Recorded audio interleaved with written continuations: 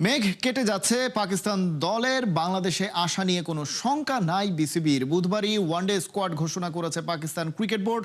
যুদ্ধের কারণে দুবাই রুটে জটিলতা থাকলে ব্যাংকক দিয়ে ঢাকায় আসার সুযোগ আছে আফ্রিদিদের, বলছেন বিসিবি পরিচালক ইফতেখার রহমান মিঠু। বিপিএল এ বিজয়ের বকেয়া টাকা না পাওয়া ইস্যুতেও মুখ খুলেছেন বিপিএল এর গভর্নিং কাউন্সিলের এই সদস্য সচিব। সাইফুল রূপকের রিপোর্ট। ভক্তরা বলে কিং বাবর, ব্যাটের যে দুরবস্থা, মুকুটটা হচ্ছে হাতছাড়া। আসছে দিনে হেলমেট পরারও মৌকা মিলছে না। বাংলাদেশের বিপক্ষে ওডিআই সিরিজের জন্য বাবর আজমকে যোগ্যই মনে করেনি পাকিস্তানের নির্বাচকরা। বিশ্বকাপে হতশ্রী পারফরমেন্সের কারণে জরিমানা দিয়েছেন 50 লাখ রুপি। মরার ওপর খাড়ার ঘা, এবার দল থেকেই বাদ এই তারকা ব্যাটার। শাহিন শাহ আফ্রিদির নেতৃত্বে 6 নতুন মুখ নিয়ে 15 জন স্কোয়াড ঘোষণা পিসিবির। লাহোরের প্রেস রিলিজে উল্লেখ আছে 8 মার্চ ঢাকায় পৌঁছাবে মেন ইন গ্রিন। যদিও মধ্যপ্রাচ্যে চলমান অস্থিরতায় আফ্রিদিদের বাংলাদেশে আসার ফ্লাইট নিয়ে একটা শঙ্কা আছে। বিসিবি এবং পিসিবির কি কোনো আলাপ হয়েছে? পাকিস্তান আসলে তো হয় আপনার দুবাই হয়ে আসতে হবে, নয়তো থাইল্যান্ড হয়ে আসতে হবে। আমি যতটুকু জানি এরকম কোনো কনসার্ন এখনো আসে নাই, কিন্তু উই আর অল ওয়াচিং যে কি হয়েছে। হয়তো দেখবেন যদি আসে তাহলে হয়তো থাইল্যান্ড রুট নিয়ে আসবে। সময় মতোই পাকিস্তান সিরিজ হচ্ছে বিশ্বাস বিসিবি পরিচালক ইফতেখার মিঠুর। যদিও সময়, দিন, মাস, বছর পেরিয়ে গেলেও এখনও বকেয়া টাকা পাননি 2025-এ রাজশাহী হয়ে বিপিএল খেলা এনামুল বিজয়।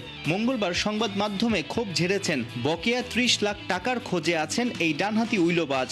কোথায় কি কারণে বিজয়ের টাকা আটকে আছে বুধবার খোলাসা করলেন বিপিএল এর সদস্য সচিব মিঠু।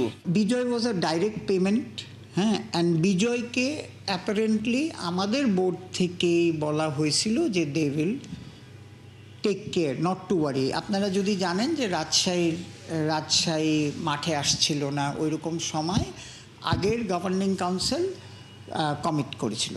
তো সুতরাং যেহেতু রাজশাহীর কোনো টাকা নাই, এটা আমাদের বোর্ড মিটিংয়ে অ্যাপ্রুভ করে Bangladesh cricket board has to pay. আমার জুরিডিকশন পড়ে না।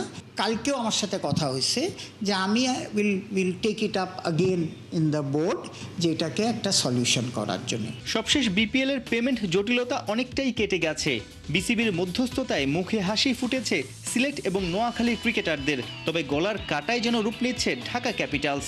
ঈদের আগে কি পুরো টাকা বুঝে পাবেন তাসকিন, সাইফ, মিঠুনরা? গভর্নিং কাউন্সিলে আলাপ করতে হবে যে আমরা টাইম দিব কি দিব না, কারণ ওনাদের আপনারা জানেন 5 কোটি টাকার চেক আর 5 কোটি টাকা ব্যাংক গ্যারান্টি আছে, আর ওদের হিসাবে যেটা আছে অ্যারাউন্ড 3 কোটি টাকার মতো পাওনা ছিল। সো সুতরাং still it is cover. So hopefully আমরা চাচ্ছি যে ঈদের আগে এটাকেও কমপ্লিট করে আমরা যে কমিটমেন্ট করেছিলাম টু দ্য প্লেয়ার্স, যে এবার আমরা ওনাদের টাকা না পেলে উই উইল সুপারভাইজ অ্যান্ড ওরা যাতে টাকাটা ফুল পেমেন্ট পায়। এইটা ঢাকা কমপ্লিট হয়ে গেলে আমরা মনে করব আমাদের যে we are successful. Saiful Rupak, 71।